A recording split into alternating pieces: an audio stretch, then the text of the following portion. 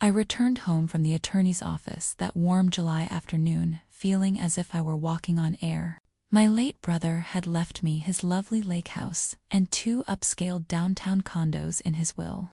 I carried a small velvet pouch containing antique silver spoons I had purchased as a special gift for my future grandchild. At 64 years old, I believed this was the moment I could finally step into the role of the generous grandmother I had always longed to be. My name is Eleanor Whitmore, a retired librarian. For years I had lived quietly in the background, supporting my son Kevin and his wife Vanessa. I endured Vanessa's cutting remarks and Kevin's emotional distance because I truly believed that family required sacrifice and patience. But everything changed that day. As I approached our old Victorian row house, laughter drifted through an open window.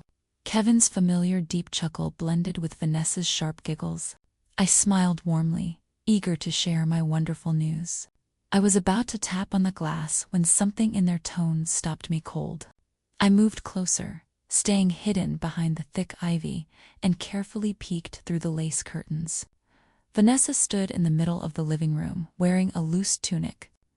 She was unfastening straps around her waist.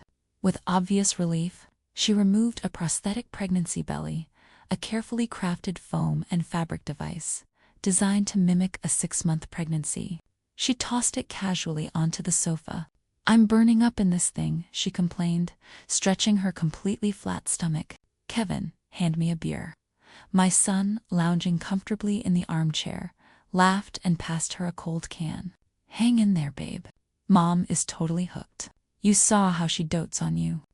Give it another week, and she'll sign the entire house over to us, just for the sake of a grandson who doesn't even exist." They both burst into laughter. The sound sliced through me like broken glass. Vanessa continued with venom in her voice. "She's such a naive old lady. She hand over everything, thinking she's helping her future grandchild. Once the deed is in our names, we can drop this ridiculous act and send her off to some rundown cabin in the countryside." I stood frozen outside the window. The velvet pouch suddenly felt unbearably heavy in my hands. All the love, all the years of sacrifice I had poured into them drained away in that instant, replaced by a cold, ringing emptiness. These were not my family. They were calculating strangers who saw me only as an obstacle to their greed. I stepped back into the shadows. No tears came. Instead, a quiet, icy determination settled over me. They thought I was a naive, helpless old woman. They had no idea what this helpless woman was truly capable of when betrayed. What I did next would transform their greedy scheme into a nightmare they never anticipated. I took a steadying breath, smoothed my skirt, and walked through the front door, wearing my brightest, warmest smile. "My darlings," I called cheerfully, "I have the most wonderful news." Kevin and Vanessa quickly composed themselves. Vanessa pulled a blanket over her lap, while Kevin tried to appear concerned. "Vanessa has a terrible headache, Mom," he said with exaggerated worry. "Oh, you poor dear," I replied softly, setting my bag down. I pulled out the expensive bottle of bourbon I had purchased on the way home. But this news definitely calls for a celebration. I told them about my brother's generous will, the 2 luxury condos, the beautiful cabin with a pool, and the substantial bank accounts. Their eyes sparkled with raw greed. I observed them closely, noting every flicker of excitement. When I casually mentioned the strict condition in the will, that full transfer of the inheritance required the birth of a direct male grandson with proper legal documentation, their faces paled for a moment, but their greed quickly overpowered any doubt. From that day forward, I became the picture of the perfect, devoted mother-in-law. I took complete charge of the household, preparing rich, heavy broths for the baby's strength and insisting Vanessa rest completely. I encouraged Kevin to quit his job so he could stay home and support his wife. Every time they asked for money, I responded with gentle questions and required receipts. They were now trapped in a beautiful golden cage of my love and care. I could see the resentment and hatred building in there. eyes every time I fluffed Vanessa's pillows or made Kevin read classic literature aloud. For the baby's developing mind, yet they endured it all, patiently waiting for the millions they believed would soon be theirs. The arrival of the strict medical specialist I secretly arranged would soon push their elaborate deception to its absolute breaking point. The following evening, the doorbell rang sharply. My trusted old friend Augustus, the attorney, arrived dressed as a stern, no-nonsense medical professor. Kevin and Vanessa grew visibly anxious as he began examining the patient with cold professionalism. When he mentioned the need to review complete medical records and conduct a full genetic evaluation for the inheritance, their panic was unmistakable. Vanessa tried desperately to avoid the deeper examination, but I firmly insisted it was required to secure the inheritance.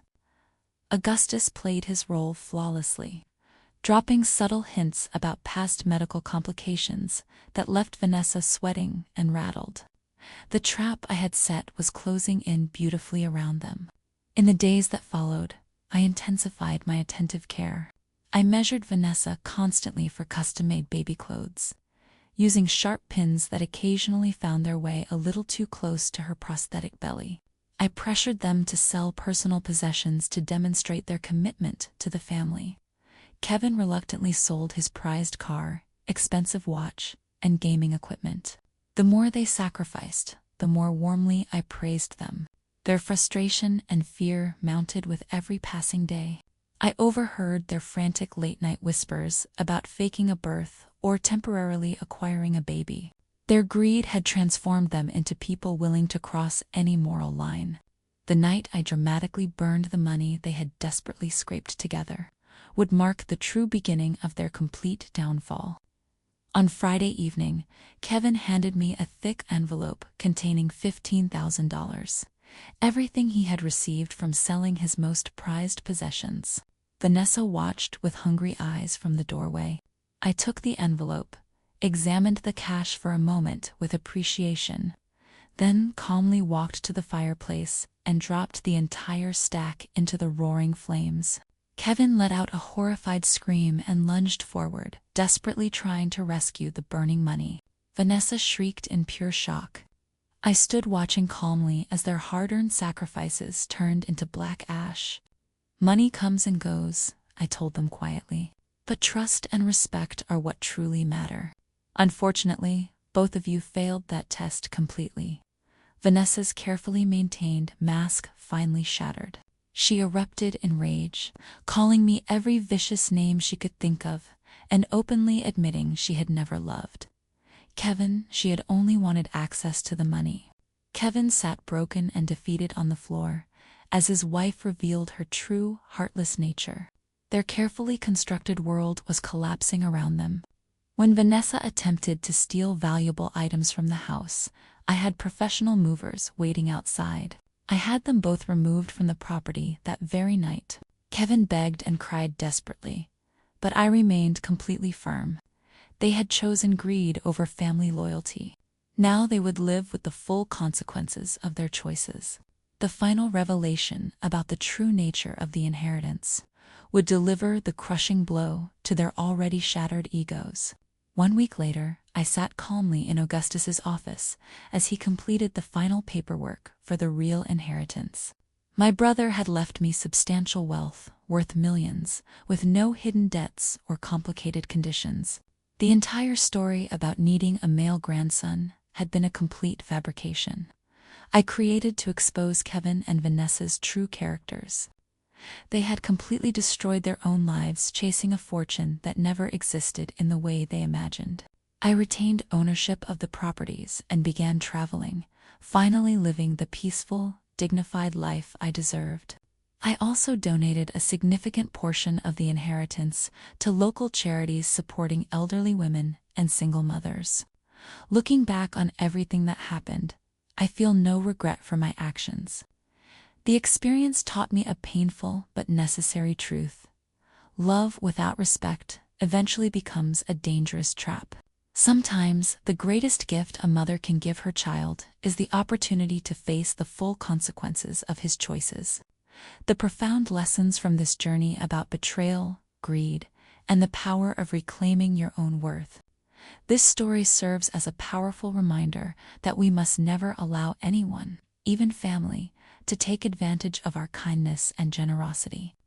Family should never be used as an excuse for cruelty, manipulation, or betrayal. True love always includes mutual respect and honesty. I transformed from feeling like an invisible burden in my own home to becoming the confident master of my own destiny. To every mother and older woman listening, your sacrifices are meaningful, but your dignity and self-worth matter even more. Never be afraid to stand up for yourself when necessary. It is never too late to rewrite your story and claim the life you truly deserve. If this tale moved you, remember this important truth. Sometimes, the kindest thing you can do for someone is to let them face the honest consequences of who they have become. Thank you for listening to my story. I wish you strength, peace, and the courage to always protect your own worth.